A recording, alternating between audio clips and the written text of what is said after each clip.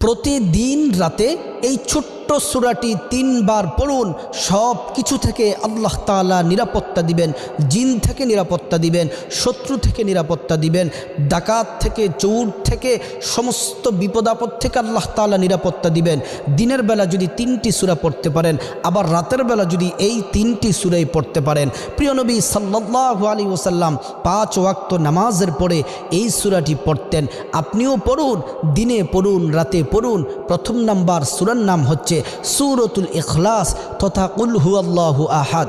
দ্বিতীয় নাম্বার সূরার নাম হচ্ছে সূরাতুল ফালাক, কুল আউযু বিরাব্বিল ফালাক এই সূরাটি।